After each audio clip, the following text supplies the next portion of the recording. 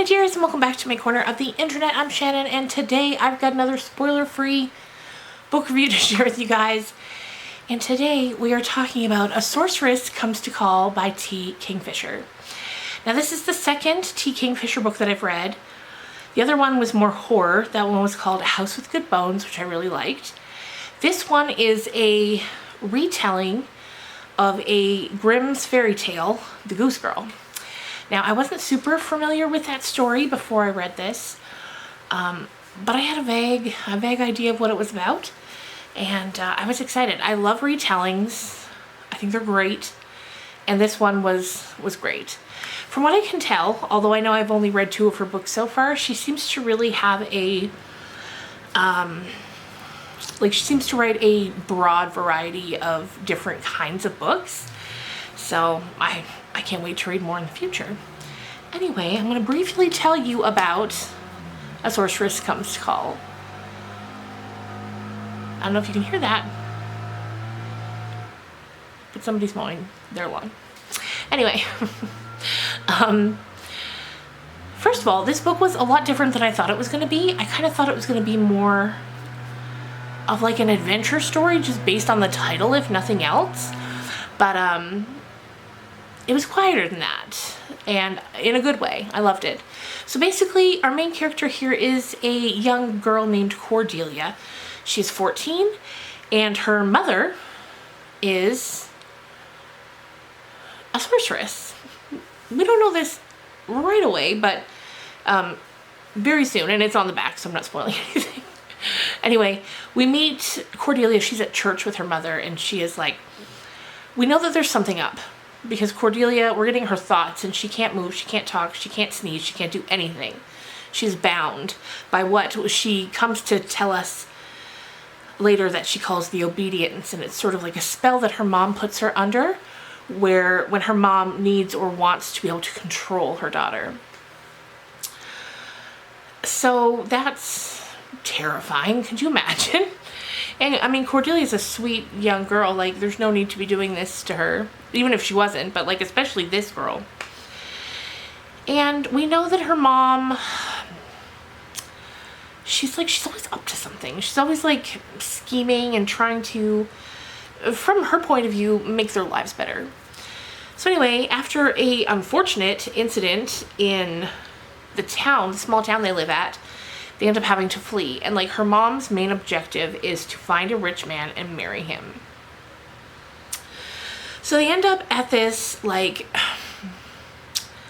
sort of in the woods manor house of this older gentleman. Him and his unmarried sister Hester live there, and Evangeline, that's the mom, she has it in her mind she's marrying this man, and she's taking over his home, and then she can find a wealthy husband for her daughter, and they'll be set for life. So then we kind of start getting switched perspectives from, it's either Cordelia, or it also goes to Hester, who is the elderly, or she's not elderly, although her body's in hard shape, she's only 50, but the older unmarried sister of the squire.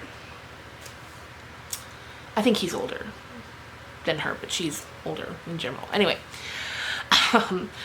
And right off the bat, the sister knows that Evangeline is up to no good. She wakes up one morning and she's like, doom is on the way. This is before she's even met Evangeline. She's had a deep, gut-wrenching sense of doom that something bad was about to happen. And then Evangeline and Cordelia show up at the door.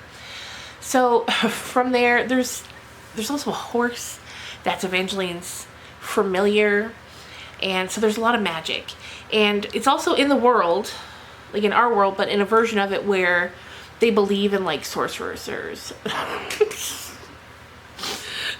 Oh, what was that? Sorceresses and sorcerers, and magic. They don't know quite the extent that it exists, but it's something that they have heard stories of and do believe in. And so I'm thinking, we're not given a time, but it feels like the early 1900s, late 1800s maybe. So from there, it's Hester trying to keep Evangeline away from her brother. And her brother's a sweetheart. Like, I get it. Because at first you're like, okay, well, yeah, she doesn't want to lose her place in his home, and like, but it's more than that. She really loves her brother, and he is a good person.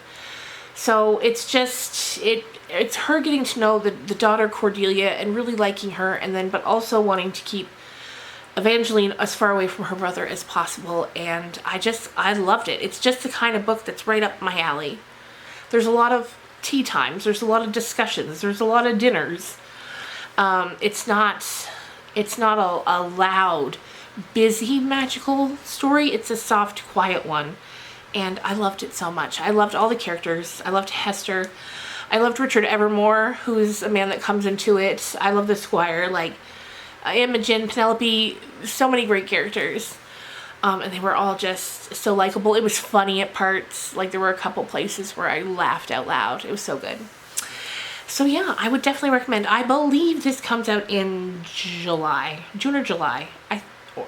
Or August. I don't have the info here with me, but I will put it in the description down below. I think it's July.